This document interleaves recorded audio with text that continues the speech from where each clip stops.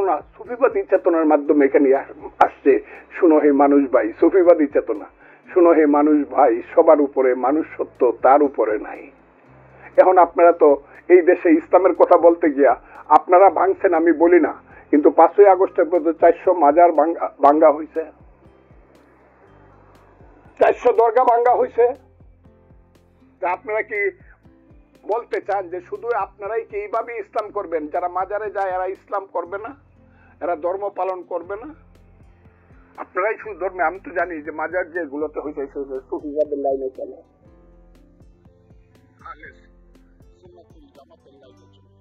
তাদেরকে দিবেন না, চলতো আপনাদের উপরে সক্রিয় দিতে হবে। ওই আপনাদের উপরে তো তাবলীগ জামাত দিয়ে দিলাম, 5 জন খুন হইলেন, 500 জন আহত হইলেন, নিজেরা নিজেরা থাকতে পারেন না, আমরা থাকবো না। ওই পরের দিন খুঁজবেন শিয়া কই আছে, পরের দিন খুঁজবে কোথায় আছে, কাদিয়ানি কই আছে, নিজেরা নিজেরা খুনাখুনি করবেন। ইসলাম দেখি না, আমরা দেখতেছি না বাংলাদেশের ইসলাম? আপনারা কোন মৌলানা সাহেব কারে বকাবকি করতেছেন? কাল দিনের আগে পরশু দিনই তো আপনারা জামাত ইসলামকে, ওই যে ইসলামী আন্দোলনের নেতারা বলছে এরা কিসের ইসলাম, এরা ইসলাম হইলে দেশে ইসলাম থাকবে না। এইগুলো তো ওই আপনাকে কৌমি ইসলামের সঙ্গে আলিয়ার ইসলামের ডিফারেন্স, এগুলো তো হইতেছে। আমরা তো এর মধ্যে যাই না, আপনাদের সবাইকে আমরা শ্রদ্ধা করি, কিন্তু আমরা যদি বলতে চাই যে আপনারা যা করতেছেন ইসলামের নামে, যে সুরে আপনারা বক্তৃতা করেন, যে সুরে, যে কণ্ঠে, যে মেজাজে, যেভাবে কথা বলতেছেন, এইভাবে বলে মানুষ, এইভাবে কথা বলে আপনারা ইসলাম করবেন? ইসলাম তো শান্তির ধর্ম, ইসলাম তো মহান ধর্ম, ইসলাম মহাসাগর। কাজে ইসলামের নাম যারা এইখানে শুধু নিজেদের রাজত্ব কায়েম করতে চান, ওই আমাদেরকে বুঝাইতে চান ইসলাম, অনেক কথা বলেন। ওই যে আলহামদুলিল্লাহর অর্থ নাকি ফজলুর রহমানরা জানে না, আমি বলে দিলাম আলহামদুলিল্লাহ। পয়লা কথাটা হলো আলহামদুলিল্লাহি রাব্বিল আলামিন, কই বলে নাই তো আলহামদুলিল্লাহি রাব্বিল মুসলিমিন। রাব্বিল মুসলিমিন তো বলে নাই। আল্লাহ বলছে আমি সমস্ত বিশ্ব ব্রহ্মাণ্ডের প্রভু। আর আল্লাহ সমস্ত বিশ্ব ব্রহ্মাণ্ডের প্রভু বলে দেশে হিন্দু থাকবে, মুসলমান থাকবে, বুদ্ধ থাকবে, খ্রিস্টান থাকবে, সব ধর্মের মানুষ থাকবে, সবাই যার যার ধর্ম পালন করবে, আমরা কেউ কাউকে বাধা দিব না। আমি তো সেই কথাটাই বলতে চাই, কেউ কাউকে বাধা দিব না। বলে সংস্কৃতিতে বাধা দিতেছি না, আমি যেখানে বৈশাখ কথা বলতেছি এর থেকে মাত্র 20 গজ দূরে হইলো আপনারা দেখেন, তার নাম হলো শিল্পকলা একাডেমি। গত 6 মাস যাবৎ শিল্পকলা একাডেমিতে কোনো গান হয় না। কেন নাটক হয় না? কেন গান নাটক হয় না? গান নাটক না হলে সংস্কৃতি কিসের? এখানে এসে ঢিলায় কারা? আমি তো দেখছি যারা ঢিলা ইট দিয়া শিল্পকলার ভিতরে, সবার মাথায় টুপি আছে, তাদের মুখে কি স্লোগানটা নাই বা বললাম? আপনারা তো বলেন না সংস্কৃতি সবাই করতে পারতেছে, আমরা কাউকে বাধা দিই না।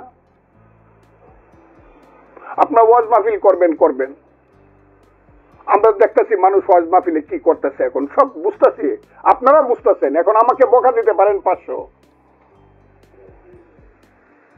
কিন্তু এই দেশে এখন তো কিছু করারই কেউ সাহস পাইতেছে না।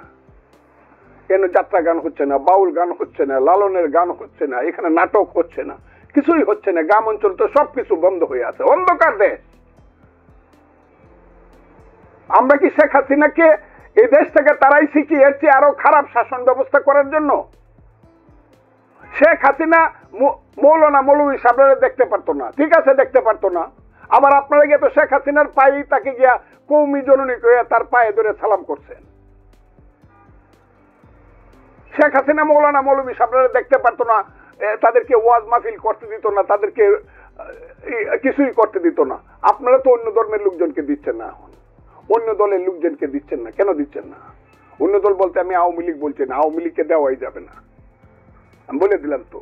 আবার আমারে কই না যে আমি আওয়ামী লীগের দালালি করতেছি। আরে আমি শেখ হাসিনার বিরুদ্ধে যে ফাইট করছি একা 50%, আর যারা আমারে বকেন তারা 600 মিলে 500 মিললেও আমার 25% হবে না।